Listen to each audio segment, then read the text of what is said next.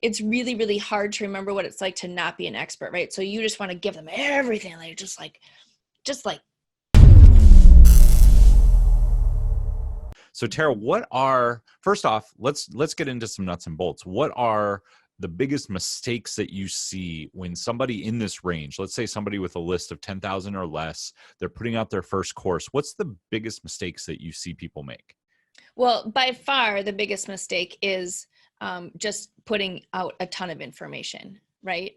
And it's not about how much information you put out. It's about how clear you are on the path that you're giving them to results, right? So the first thing is, what's the result you want to give them, right? Like, be super, super clear on what the outcome is that you're giving them. And then how are you going to get them there? And then that's what you're teaching to. It's not the 52 million other things that you want to talk about, which tends to be, when you're an expert, it's really, really hard to remember what it's like to not be an expert, right? So you just want to give them everything, like just like all Yeah. the things, right? Well, Because you're so excited about it. Well,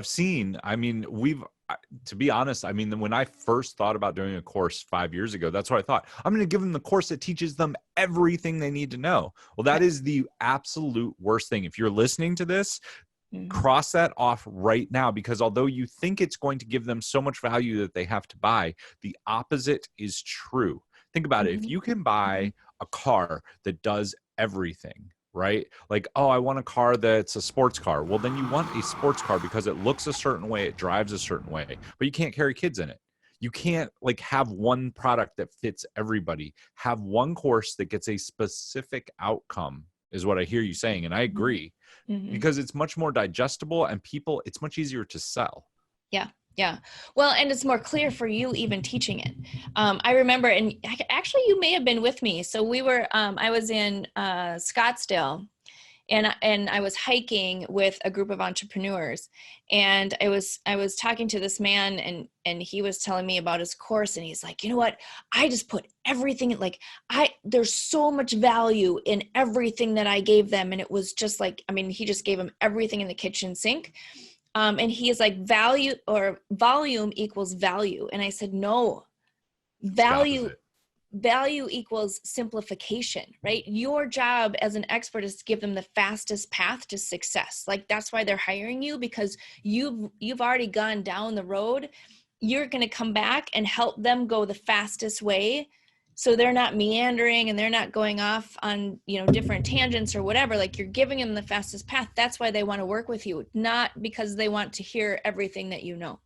That's 150% true. Like, the fastest path to success is one of the things that I love about Julie Stolian's Proposal Secrets course. You listen to it for 2.5 hours. You have a clear, actionable outcome, and you can digest that whole course in a day.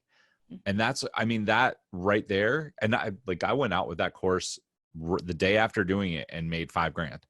Like, I'm not saying that course is amazing or that you should go buy it. It is a good course, but the fact that you could digest it in 2.5 hours, it was an easy buy. It was easy to buy it. And then it was really easy to go through it and just do this step, this step, this step, and it's done. Whereas one big entrepreneur put out a course that I bought that was 90 hours. You're like, I think I did make it through the whole thing over like 2 years, but like, you open up the course and you're just like, where do I start?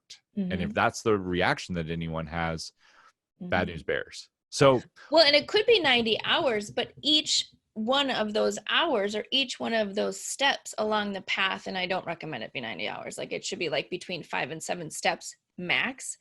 But if each one of those had an actionable result that led to the fastest path to mastery to get to that result, then so be it, right? Like, don't make the course small because you don't want it to be too many hours.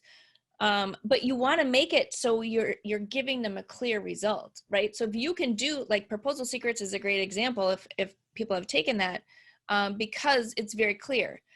Start here, do your first deal, right? Like, create a proposal, here's how you sell it, right? Do your thing here, get to a $5,000 on your proposal. That's very clear. That can be done in, as can't remember how many steps she did it, but in those steps, right? But somebody who's going to give you like the background of proposals, and here's 52 different software programs you can use, and you know, here are like the 12 different ways that you can think about you know, writing a description, right? Like none of that's helpful because it's not giving them the clear path forward. Once somebody has that clear path, they get the results, then they're able to go down to a deeper level and learn more, or learn why, or learn more specifics. One story I always tell, and Steve, you probably heard me tell this already, but when you are learning how to ski, and we just talked about this the other day, speaking of skiing, is Steve and I are going to ski this winter sometime, because I just got some epic passes that I'm excited about. But when you're skiing for the first time, so you want to go out and you want to learn how to ski. So you go up on the chairlift to you know, pick a mountain. You go up on the chairlift and you get to the top, and you're standing at the top of the mountain and you're looking down. And I don't know if you are a skier or not, doesn't really matter. Like, just imagine if you are at the top of a mountain looking down and it's a little steep, right? And then you look down again and your feet are in these things that will take you down really fast, right? And you're like, oh my gosh. And next to you, you have two different guides. You have a guide over here who's talking to you all about skiing and all about the history of skiing and all the resorts in the US and all the famous skiers and all the details about your skis and your poles and your boots and all the things. And all you're doing is looking down. Do you think that you hear that person? No, right? You're like, how do I get down this mountain without killing myself? That's like, how am I going to do this, right? Like, you are in that space of like, how am I going to do this? So you look over and the other guide says, how are you doing? You're like, yeah, I'm a little nervous. Okay, so here's the deal. You need to learn the pizza and the French fries. Pizza is to stop, French fries is to go. So when you're going down the mountain, follow me. I'm going to give you the path, right? You and I are going to go down. We're going to kind of go like this, but here's how you stop and here's how you go. Who That's are you awesome. going to listen to? Who are you going to listen to? But so often, this is how people teach their courses. I'm going to give you all the stuff. Well, I think part of that too is ego, because we love to be the expert. We love to talk about what we do, when really the point of the course is just to get them into momentum and get them the outcome.